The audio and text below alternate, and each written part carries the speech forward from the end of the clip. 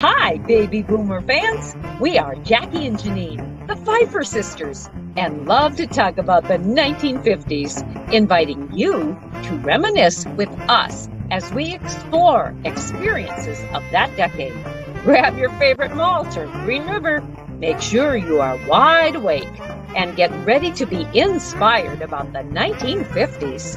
Welcome to the 1950s Fun Chat.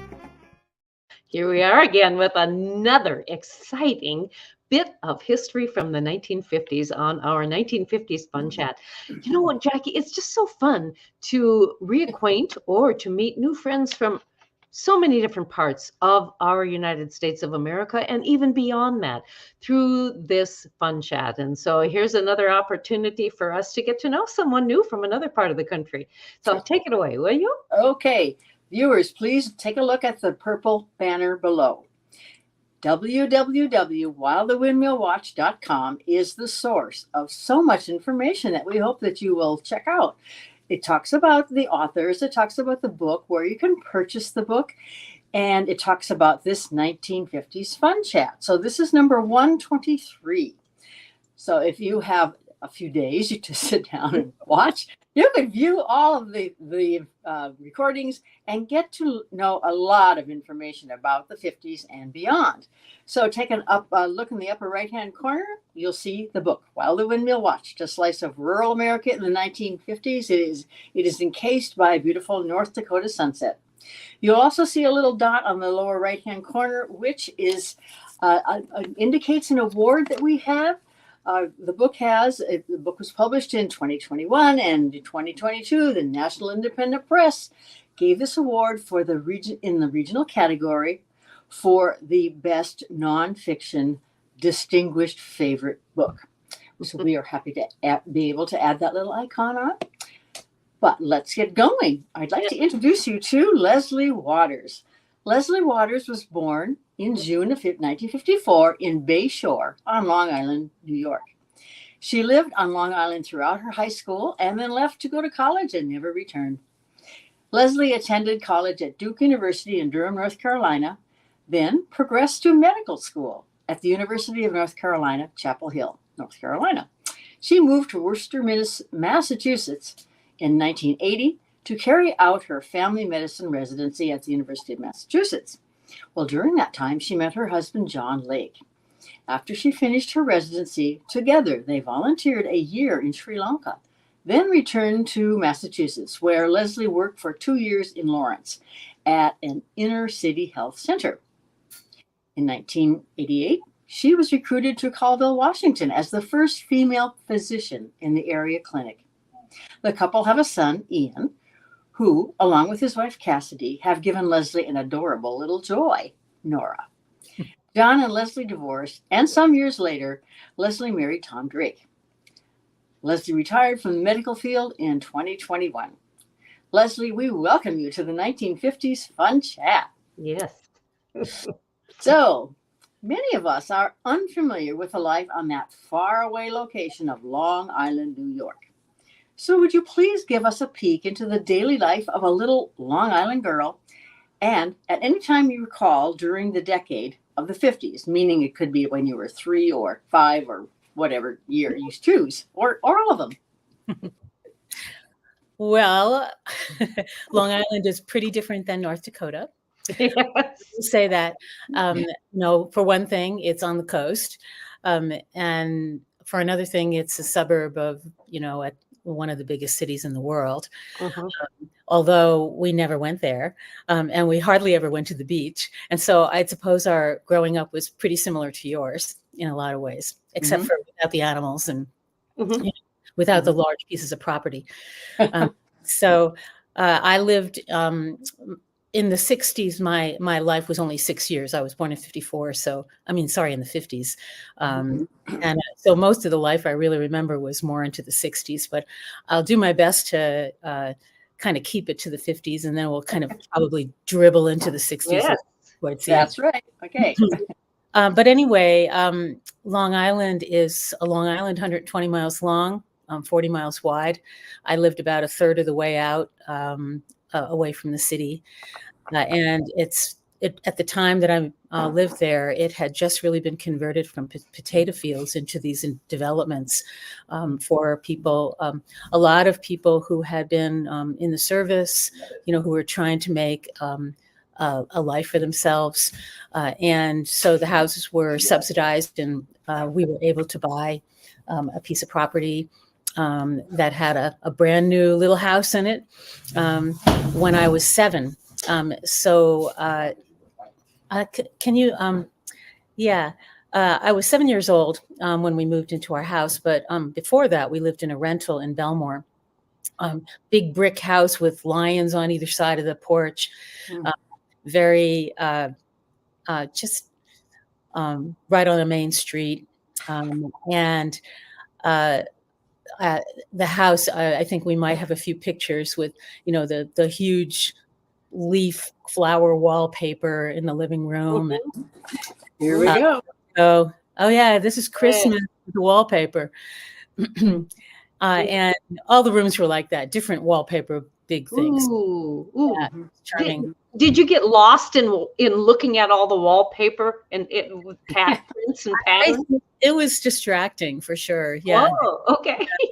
So, viewers, I'd like to point out this is very typical 50s. The large wallpaper print behind that very typical lamp. And then on the other side of that, the huge prints on the draperies. You'll notice the icicles. And look at the 2 baby carriages, doll carriages, or buggies, depending upon where you, what you call them, where you live. There were, looked like Lincoln Logs or Tinker Toys or something. This is very typical 50s, and I thank you for this very typical photo. Yes, viewers could maybe put themselves right inside that room and say, yep, that's how it was for me too. And here is another picture of a subdivision, a new subdivision. You will note the picture window, which came into being. It's hard to see, but there is a side light to that screen door. And probably to the right is a bedroom. And notice the car and the small newly planted tree. Very typical here. Anything you want to add to this, Leslie? Well, that's a Packard, my father's, pride and joy. And that's me and my baby brother. And like maybe many other families, babies followed pretty quickly. So I was a year and 2 months when my brother came along. And then by the time I was 5, there were 4 of us. You saw all 4 of us in that Christmas photo. And then after that, birth control came along, and my mother availed herself of that. And that was. And here we are, stair-step children. Let me get a bigger view of that. Yeah. Oh, boy, Yeah, does that bring back memories? It does. That's all of us in front of my grandmother's house. And we're all getting ready for, I think it may have been Easter, because we have our little Easter baskets or our little kind of purses. But it could have been any Sunday, but it was probably a holiday. And the bow ties on your brothers. On the little boys. Yeah. Oh, So cute. ready. Yeah. Yeah, when I was going through the pictures to decide which ones to send to you, Jackie, I was just really struck by how family was first. Family was everything. We did everything together, and we were holidays were very special. I don't think I have any. There's maybe one picture that I sent you. I'm not sure if you made a copy of it, but all of the holidays were spent with family, and the family lived on Long Island. Everybody lived on Long Island. So, maybe they'd be 10 or 15 or 20 miles away, but so people would converge, and there'd be a birthday or Christmas or whatever. And so all the cousins grew up together. And it was just a little bit different than the way things are now, as spread out as we are. Yes, exactly. You had mentioned earlier about the Long Island having been potato fields. Yes. Do you know the history of that? Well, not really. I mean, I think, I guess it was, the breadbasket of New York City, in a lot of ways. There was fish, there was potatoes, there was fruit, there were orchards. And, most of that is gone now. It's all been developed and a lot of asphalt there. But when I moved A lot of it, east of us was still potato fields. And there were still lots of markets where people brought their goods, in to be sold. So it's changed a lot in 50 years. Sure. Well, most things have. Yes. Yes. So let's move on. Well, first of all, I want to back up. Sri Lanka. Tell us about that before we go on, and then I'll continue on. Well, I was in school for a really long time, in college, and then 4 years of medical school, and then 3 years of residency. And I was, in my 30s by that time, or late 20s. And so before I started a real job as a family doctor, I wanted to do some volunteer work. I'd wanted to be a volunteer for all of my life, really. So I got asked to. I'd been to Sri Lanka as a trip doctor for a college trip, and had met some people that were doing kind of development work. It was an NGO called Sarvodia, and they asked me to come back and work on a curriculum for lay health workers with a Filipino nurse who was a volunteer for UNICEF. So we developed a curriculum, and we taught 60 health workers over the course of the year that I was there, and set them up in little clinics because it was a long way for people to come to medical care. So we wanted them to be able to take care of minor illnesses and wounds, and to know enough to know when somebody was really sick and needed to be gotten to the city one way or another. So anyway, that's what I did in Sri Lanka. And then John and I traveled as much as we had money to travel. After that, we went to Thailand, and we went to we spent quite a bit of time in Nepal, and then wound up in Japan for a little while. So we kind of did that part of the world. And then I worked for a couple of years in at an inner city health center, and I was thinking how weird it is that now I'm in rural America, having had most of my career now as a rural doctor. But honestly, there's not that much different between what the needs are in urban America versus rural America. There's a lot of poverty and a lot of lack of privilege and lack of education in both places, and it calls for a lot of the same skills. And the big difference really being the distances involved. Sure. How tough it can be. But anyway, that's just a sidelight. Okay, well, thank you. Well, what you said leads us into the next question, unless you have a burning question, Janine. Well, I said, what in your mind, was it similar to being a country doctor in that it was sparser, or maybe you had to go to those people rather than them come to you? It was hang on just one second. Bye. My husband's leaving. Life, right? Yeah, right. So ask the question again.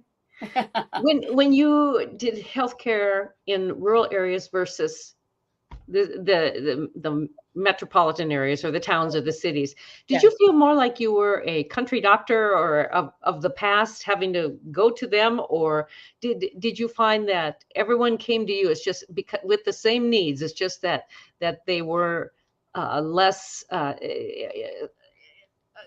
was a lesser population in the rural communities. Yeah, well, rural doctors don't really make home visits anymore. So you don't really, even when I was, we made a few here and there occasionally, but even back when I came to Colville in the late 80s, we weren't really doing home visits. And so that part of it was the same. People came to you. People sometimes had difficulty getting there.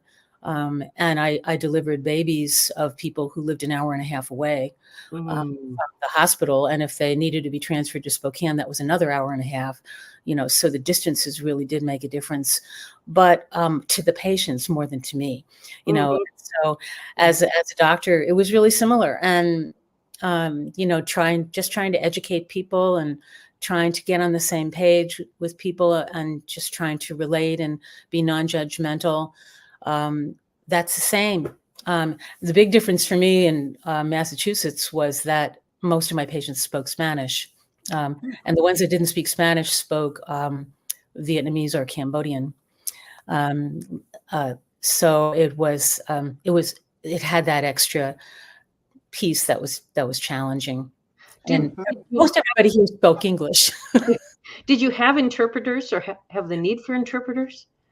We had the need for interpreters, but we often didn't have them. It was very busy. And so I learned Spanish. I took lessons from a social worker, learned basic medical, poor grammar Spanish, and was able to kind of beat my way through most visits, and with some difficulty, but yeah. Was there something from your 1950s, 60s childhood that drove you, other than the desire to volunteer, that drove you into the healthcare industry? Oh, there are so many things about my childhood that really were the basis of what I am now. It's really thinking about that has been the most fun part of getting ready for this today. But as far as my interest in healthcare, I wasn't really that interested in being a healthcare person back then. I wanted to be a fireman.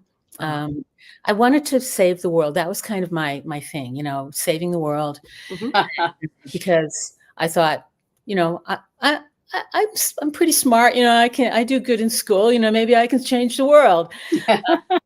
Little did I know that we don't really have that power. But I do think that kind of formed the basis for me wanting to do, and I wanted to do service. I always have wanted to do service. I was a Girl Scout, as you know, and my family introduced a lot of values, but so did Girl Scouts. And Girl Scouts was a little bit more, I kind of maybe more broad and service oriented. And so I kind of came to my whole life with those values that I got when I was a little girl. Because I started as a brownie, and brownies start at age 7, I think, and granted that was the 60s, but it was the early 60s.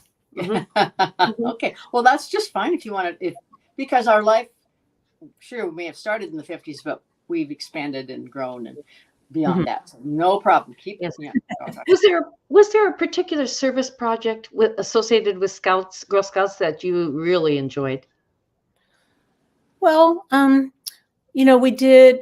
I don't remember specific service projects very well. I mean, a lot of what we did was we went to camp. We worked together. We had patrols, and patrol leaders. And so we basically learned how to organize ourselves and how to be effective. I think more than doing service to the community at that age. But that was really important stuff for me, because I've turned out to be somebody who's interested in leadership. But they teach you how to be a team and how to pitch the tent and get the kitchen set up and make food for everybody, and and then you learn to sing, and you learn to entertain yourselves without television, how to be around a campfire and have fun, so you learn a lot of things that I still do. and were you involved in cookie sales back then? Oh yes. Oh yeah. Oh yeah, very much so. We went door to door. And now you just go to the supermarket and sell it to whoever walks by. But we went to every single house, door to door, sold the cookies, took orders, and then went to the houses again, brought the cookies when they came in. And you can order them online too. You can. I do. Were there only a few flavors? Chocolate mint ones, those little chocolate mint. Those are my favorite. Were there only a few flavors of cookies available back then? Yeah, I think maybe there were like 5. I think there were. Okay. And now it's more. Okay, I agree. Yes. Okay. I look chocolate mint. Yeah. I know they are pretty good. So the Girl Scout phrases that I'm familiar with are, first of all, be prepared. Yes. And a Girl Scout always ready to help out when she's needed. And it seems as though those two phrases have guided your life, whether you realize it or not. Yeah, I think you're absolutely right. Girl Scouts was a big deal. And also for me, I really, it struck me also how much music was part of my life. I loved to sing, when I was a little girl. I loved to sing, and I played the recorder when I was very small. Oh, okay. And so did my sisters. So we played duets, we recorded duets. And then when I was maybe 6, I started playing the accordion. There I am. Let There me I am. look at the photo. Practicing. There we go. Yep. Okay. Dad's turning the pages for me. Yeah. My sister with her 2-tone shoes is messing around with my brother. Oh, the saddle shoes. Yes. Yeah. Yeah. Well, viewers, notice the chair on which Leslie is sitting. That vintage chair with the shiny The metal. chrome. Well, yeah, the chrome and The that. vinyl. I was looking for some chairs like that recently, and those are so keen. And then, as is the grill, the charcoal grill, I imagine it was, and it looks like you've got a rotisserie on it too. That was so for the 50s and 60s. And the house as well. That was more like Leslie's house, I think. That was exactly like my house. Yeah, 2-story, 3-bedroom. Yeah. Yep. And a picture window in the front. It did. Yeah, the living room had a big window. Yeah, and my dad was the meat guy. My mom did the everything else, but he was always in charge of the meat. Outside. Oh, okay. What was your dad's profession? My father was a glazier, so he fixed broken glass. Okay. When I was very small, he worked out of the garage of the house that we rented, and then he also was a usher in a movie theater. My mom stayed home because there was all those kids, and they had one car, so she was home with no car. Yeah. With 4 kids. So. Yeah. This is kind of an offhand question, but do you remember any of the movies from that era? Oh, we didn't get to go to the movies. My dad worked at the theater. I do. Well, The Sound of Music came out, I think I was maybe 9. And that was where my mom took all of the kids at my birthday party to see The Sound of Music, which still is my favorite movie probably ever. Is that The Wizard of Oz? And I heard that too. Is that theater still viable? I don't know. I don't go back to Long Island. I probably not. But you never know. Those things sometimes last. But I guess what I wanted to say about that is that my father was a blue collar worker. When we moved, when I was 7 years old, we moved to that development that you saw, that brand new development, a Levitt development. And my dad started commuting to Queens, which was only 40 miles away and took him an hour and a half every morning and the afternoon.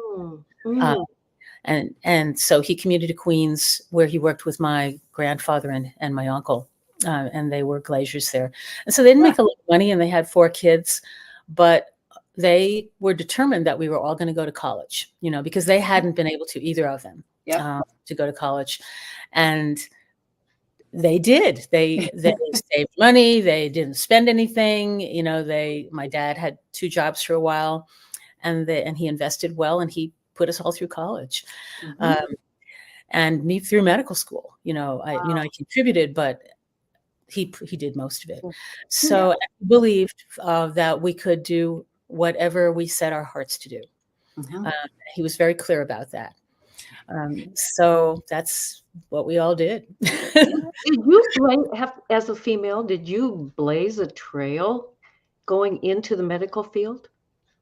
When I was in high school, when I started high school, that was the first year girls were allowed to wear pants. All right. Just for reference. Yeah. We had to wear skirts. We were very much pigeonholed into very specific roles at that time. And so, yeah, I think so. When I started medical school, 25% of my class was female and 75% were male. Some of the anatomy professors would still put pictures of naked women in their carousel, in their slide carousel. And then we girls would get up, hiss, and walk out. It was kind of, that's how it was. That's sort of how you had to handle it. And so it was a struggle. It was a bit of a struggle getting through, but And when I came to Colville, everybody thought I was a nurse. I had to be real clear that no, I'm the doctor here that is seeing you in the emergency room. You're not going to see another person. It's me. So it was kind of an adventure, and it was kind of a pioneering experience. Things have really changed now, but back then I was the first doctor. I was the first woman doctor in Colville. And that is actually what they were recruiting for, although I did not know that at the time when I interviewed. Because the were complaining that they wanted to have their pap smear done by a woman. And so they decided, okay, let's recruit a woman. And so I did a lot of pap smears for quite a few years and delivered a lot of babies. Yes. I would think that a woman might feel more comfortable having had the professional attitude and demeanor of a medical doctor when it came to those types of medical needs. Yeah, well, that's the way it is today too. I mean, yes, not changed. Yes, that way. So you did mention that there have been a lot of changes. Can you specifically give us some specifics on changes in the medical field besides what you've been speaking?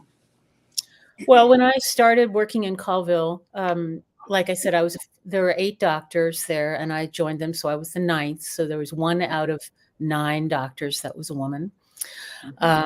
There was no maternity leave policy. So when I became pregnant 2 years into my, a little bit under 2 years into my time there, I had to write one. All right. And how do you do that? When you're a young doctor, you're on call for ER and all admissions every 6 days, doing OB. I had no time. But I had to write the maternity leave policy and had to, write the part-time policy because nobody had ever worked part-time. And I wanted to do that after I had my son, Ian, because I wanted to breastfeed him, which I did for 2 years somehow. Good for you. But so it was a lot of work, and you kind of had to lead the way and not all of the guys thought that working part-time was legitimate. They thought that meant that I was some sort of an inferior doctor. So it took, but I got involved in leadership and was on the board just as soon as I could. And because I figured, you have to have a seat at the table if you're going to make any changes and have an influence. And so I think eventually most of them came around. I think some of them even now still aren't quite sure, about women doctors and people working part-time. But most for the most part, I think they realized that my life was a lot different than theirs, because I had to shop, I had to cook dinner, I had to manage the money, I had to do all the stuff the guys were doing, and I had to have a child and take care of the child, and it was, and I worked, so so it was a little bit different than their experience, and I think that part has really changed a lot, because now not quite half, but probably close to half of the providers at the clinic are women. And all of them have had children. All of them have families. The men want to be part-time. In fact, that actually happened fairly early on. One of the guys said, "Hey, wait a second.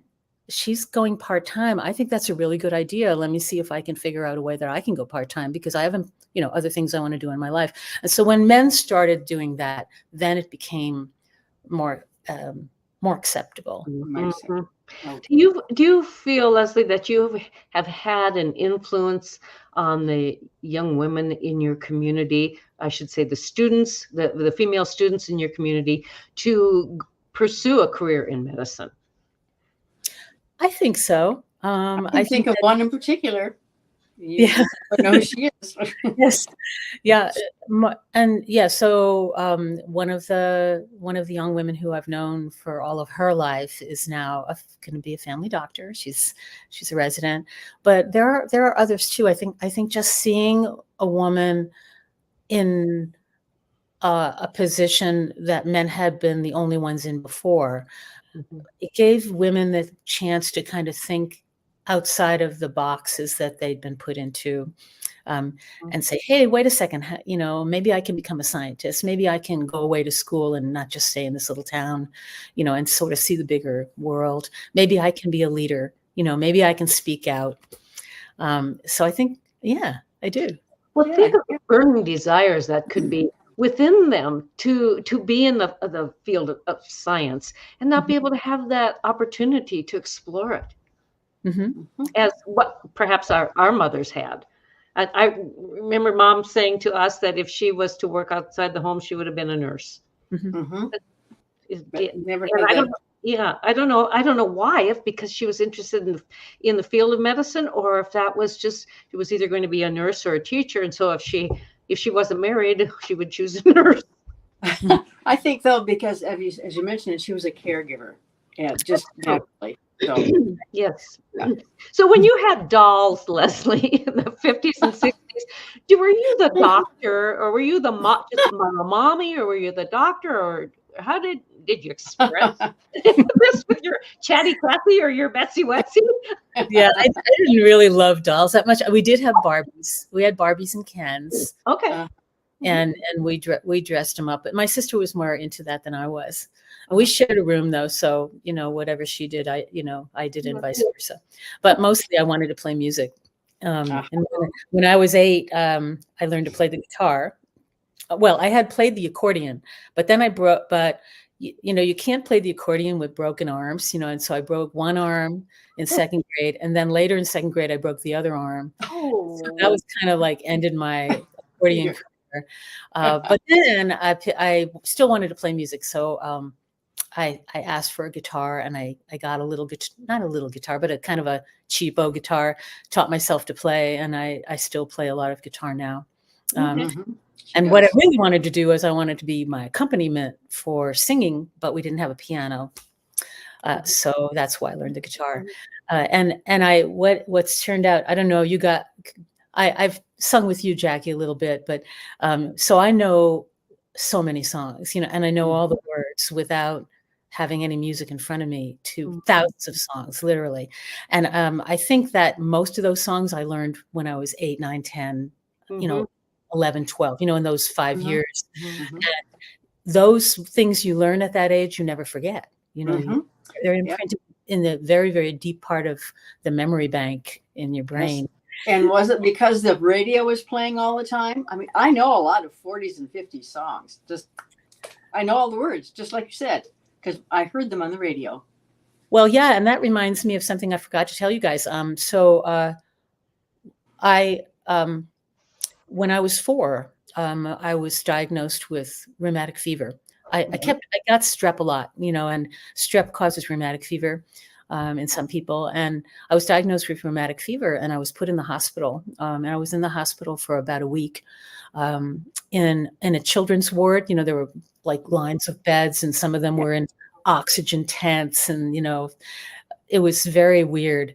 And parents were not allowed to stay, because you didn't have your own room. So you spent the night. It was so dark and quiet, and it was just so lonely. I just remember that really well. And then once I got discharged, I had to stay in bed at home for a month. Oh my! Poor mother, when I was 4, and she has.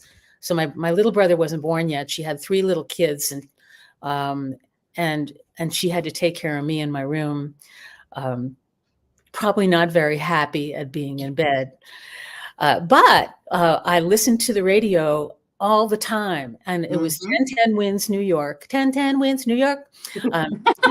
And so I learned all the songs of that period of time. I know them all. And so last year when we did Beehive, Beehive was the 60s, but some of those songs that we sang were actually from the 50s, and I remembered them from when I was 4 years old. Yeah. Yeah, so that's true. I had kind of forgotten about that. Did you have a record player? And I do. Hear music that way? We had a record player. It played 78s. My dad had it had the extra little, thing in the middle. Yeah, disc. Played his old 78s, Watermelon Weather, stuff like that. And we also we had the big 33s of particularly my parents liked the show tunes. And so we had My Fair Lady. And then when it came out, we had Mary Poppins and so I learned all those songs too. Yeah, good. I know you mentioned earlier that you hadn't really gone to the city or to the shore. Did you have a desire to do that or, as a child? Well, we went a little bit, but my dad commuted so much to work that he just really hated the traffic. And so when we did go to the beach, it was like at 7 a.m, and he would do a breakfast picnic. And by the time everybody else was coming, we were going. So we really weren't there very much because he just didn't want to cope with that on his off days. And the city, we went to the city very occasionally. I had a great aunt that lived there, and I went and stayed with her for a couple of nights one time. But again, it wasn't something he wanted to do on his off days. So we didn't do it. You mentioned, excuse me, you mentioned going to the cabin and fishing on a lake. So did you rent a cabin?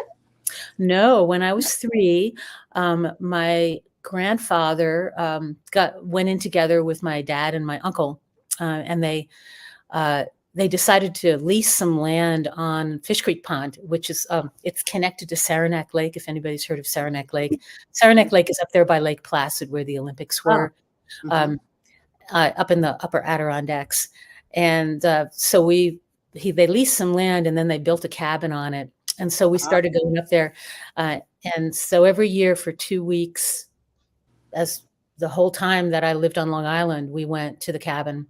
And a lot of times we stayed, my grandparents were there, and they would have a succession of families. You know, my family came, and then my cousins went up there. And so they got to spend time with each of the families at the cabin, which was really tiny. It was really very small. And it had a pump out in front for the water and an outhouse in the back. And that was pretty, and it had no electricity.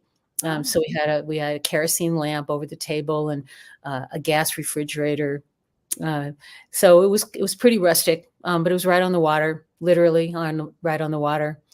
And so we went fishing and swam and went boating, and we were allowed to do whatever we want. I mean, as little kids, I would walk with a neighbor miles on the road and talk, and then walk back, and no supervision. You know, we were they just figured we'd be fine. And we go out on the water in the canoe, and canoe into the next lake, just 2 kids. And it was so is that still in your family? Well, no, because it was leased land, and they rent quite a bit. But my dad, once that happened, my dad bought a piece of land a little ways from there, not on the water, and built a cabin. So there's still a cabin up there. I'm going up there for the eclipse, because the eclipse is going to be right through Tucker Lake in April. So I'm going to go there and visit. Oh, nice to have that opportunity to do that. Yeah. And what that was for me was I just absolutely adored the mountains, and I wouldn't have known that on Long Island, but going up to they mesmerized me. I still love the mountains. I don't know what attracts us to particular types of geography, but I just love mountains, and and so it gave me that opportunity to start to hike and to be around there. And I found out that there was a Girl Scout camp on Saranac Lake, because we were boated by, and I'm Dad, what are all those girls wearing green? And what is that, Girl Scouts? And so he found out who ran it and got me in. So I went to nice. 2 years in a row. I went to Girl Scout camp at Eagle Island on Saranac Lake. It was just such opportunities that we didn't have at home. You bet. Wonderful. Well, ladies, our fun chat time is about nearing its end. It's gone very quickly. Thank you so much, Leslie, for being our guest. What a joy it has been to get to know you better, and we know our viewers are going to think that as well.